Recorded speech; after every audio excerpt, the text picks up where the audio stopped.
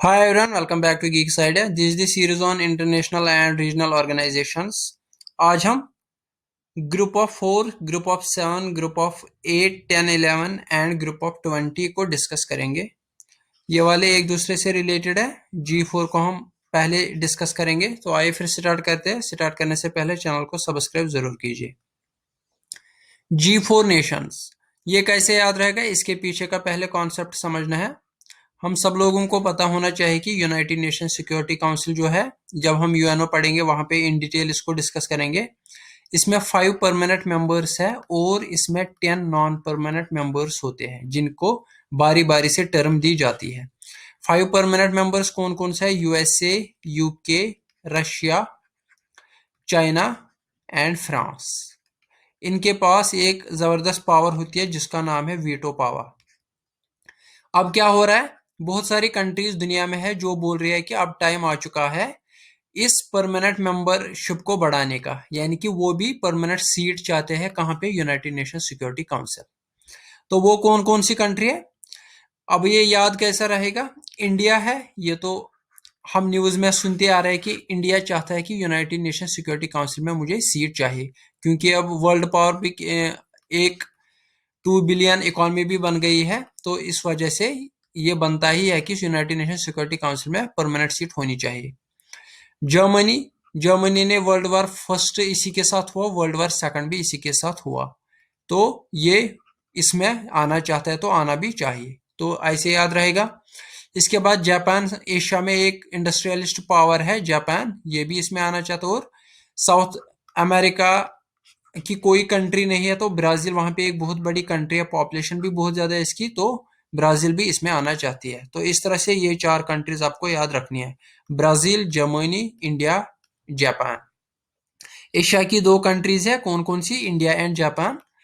Europe की एक country है जर्मनी, और साउथ अमेरिका की एक कंट्री ब्राजील। ये 4 कंट्रीज आपको याद रखनी है। ये क्या चाहते हैं?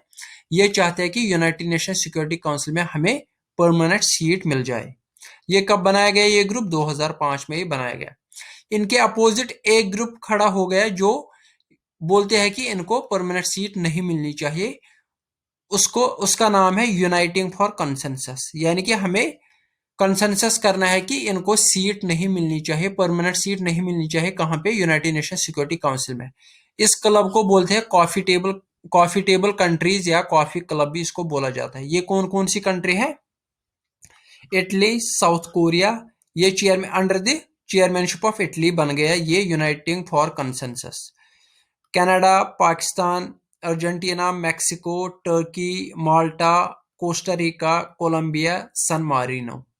तो ये कुछ कंट्रीज है जो इनके अपोजिट है। ये इन चाहते हैं कि इनको यहाँ पे सीट नहीं मिलनी चाहिए। इटली वगैरह और ये जो यूरोपियन कंट्रीज है, ये ज्यादातर किसको अपोज कर रहे हैं? जर्मनी को अपोज कर रहे हैं। यूएसए और ब्राजील के बीच थोड़ा बहुत तनाव चल रहा है, लेकिन ये भी अब ठीक हो रहा है। इंडिया और पाकिस्तान, जो फिर चाइना भी अब बीच में आ जाता है इनके अपोजिशन में। तो इस तरह से ये अपोजिशन चल रही है।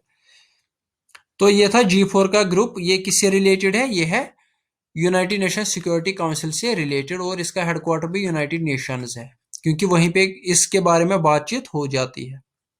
होप आपको ये समझ आया होगा। यह है ब्राजील, यह है जर्मनी, यह है इंडिया, यह है जापान। ये कंट्रीज आपको याद रखनी है। ये यहाँ पे है यूएसए, ये है कनाडा, ये है रशिया, ये यहाँ पे चाइना, सॉरी चाइना ये है। तो ये मैप है, इससे याद रहेगा आपको। अब करते हैं हम डिस्कस G7 नेशंस। दुनिया में एक ग्रुप ऑफ कंट्रीज है जो advance economies, 7 major advance economies मानी जाती है एज पर IMF, यानी कि ज्यादा दुनिया के ज्यादा अमीर तरीन कंट्रीज। वो कौन कौन सी है? Canada, France, Germany, Italy, Japan, UK, US.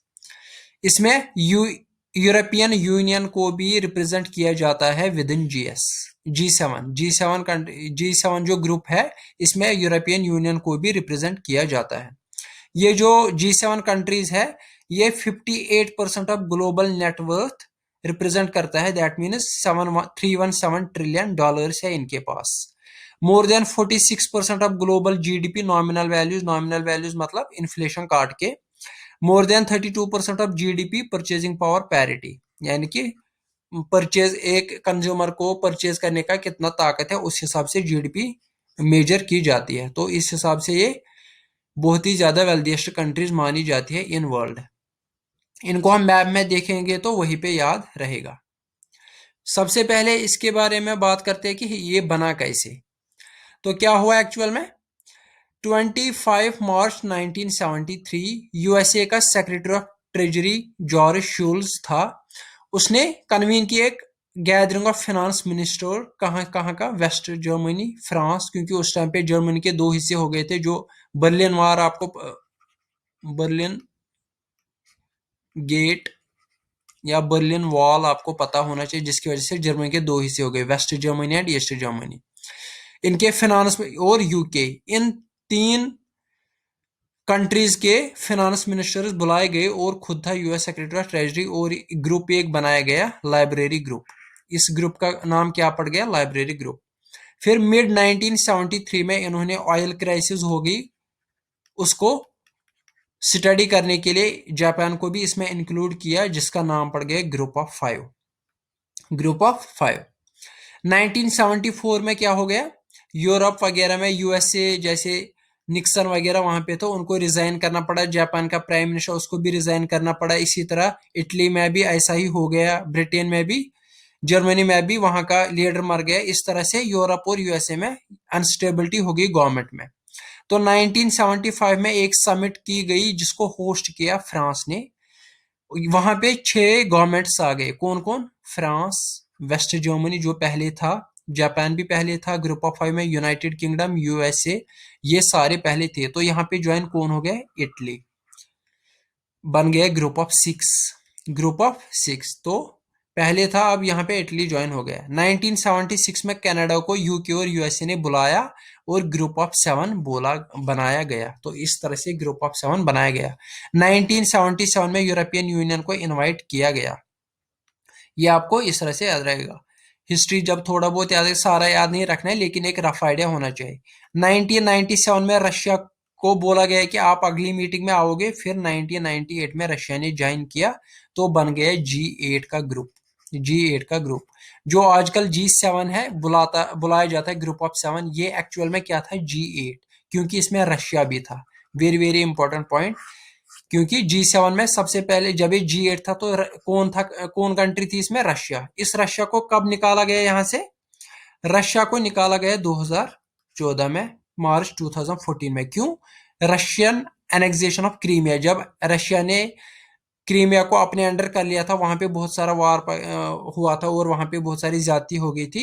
उसकी वजह से बहुत सारी यूरोपियन कंट्री, जर्मनी वगैरह ने इसके अगेंस्ट बोला कि इसको यहाँ से हटा दो। फिर मार्च 2014 में जर्मनी को हटा दिया गया।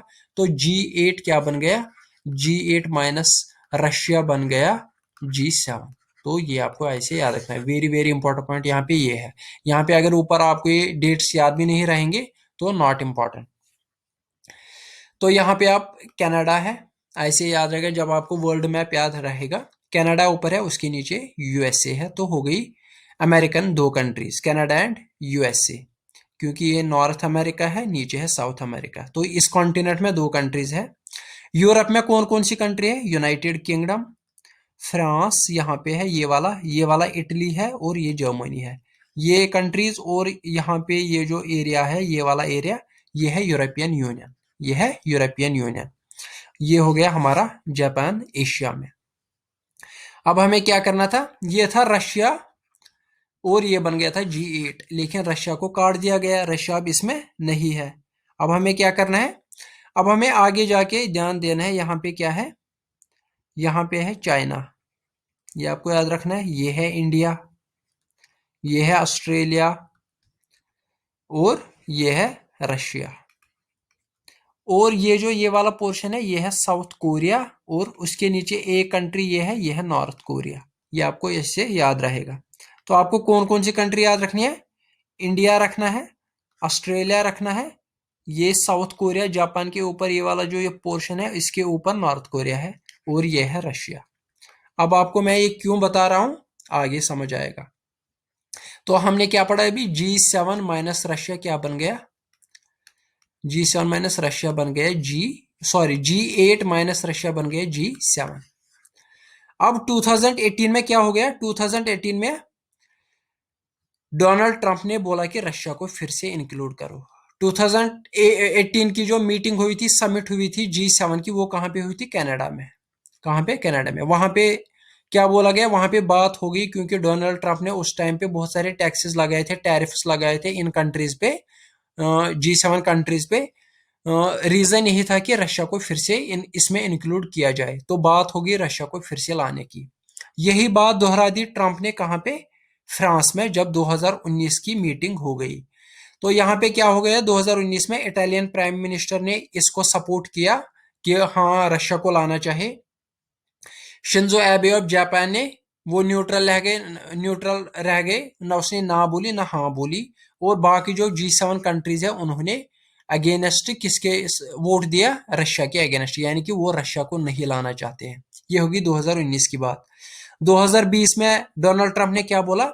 ये जो G7 है ये है आउटडेटेड। क्या है? आउटडेटेड। हमें क्या करना चाहिए? हमें रशिया को इंक्लूड करना चाहिए क्योंकि सीरिया वगैरह में वार है, तो उसके लिए इसको जरूरी लाना ही लाना चाहिए। रशिया को इंक्लूड करना चाहिए। और किस किस को लाना चाहिए? Australia, India, south Korea.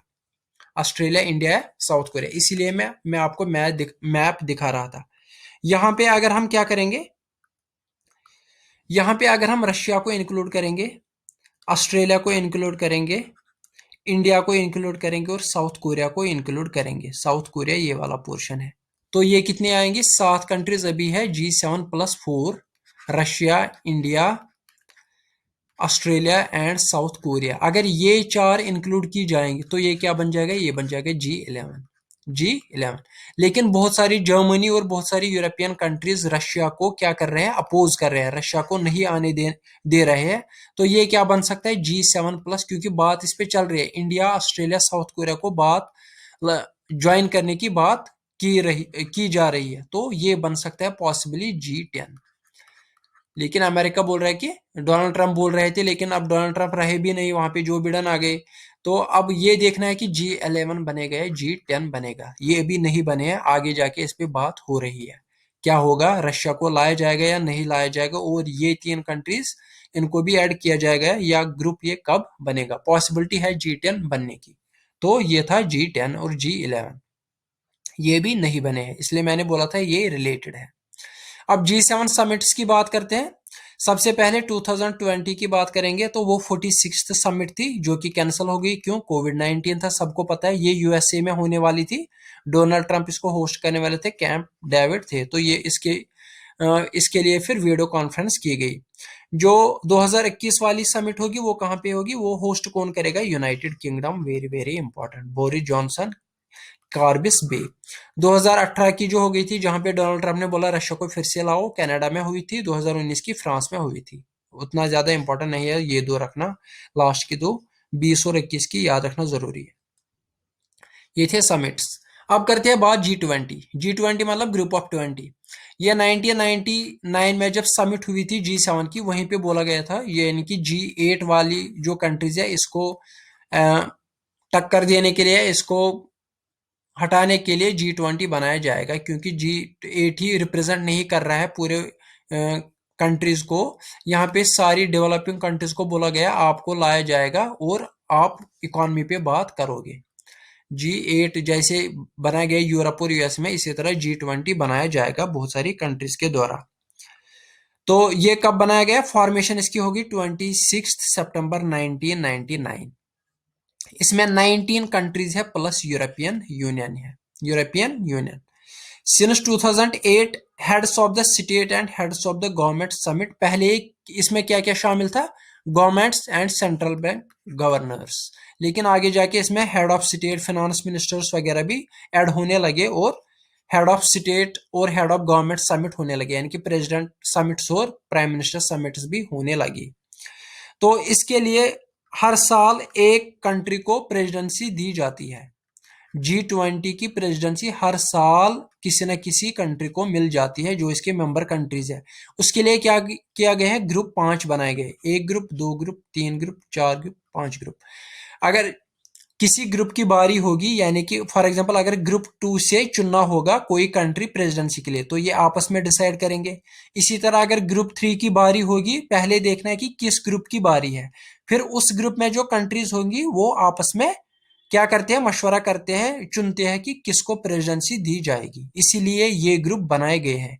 ये सिस्टम कब से चल रहा है? 2010 से चल रहा है। सबसे पहले साउथ कोरिया इस सिस्टम से आया था। साउथ कोरिया का लीडर इसमें आया था, जिसने इसको होस्ट किया था साउथ कोरिया ने पहली बार 2010 से।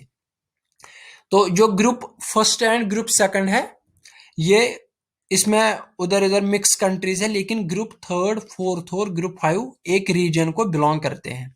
तो सबसे पहले उन्हीं को देखते हैं, मैप पे इनको देखते हैं, आपको समझ आएगा। आप देखिए, ये है ब्राजील, यह है अर्जेंटीना। तो ये कहाँ पे रहते हैं? ये है साउथ अमेरिका की बात। यह है नॉर्थ अमेरिका का पोर्शन। ये क्या है? मैक्सिको। यह है यूएसए। यह है कनाडा।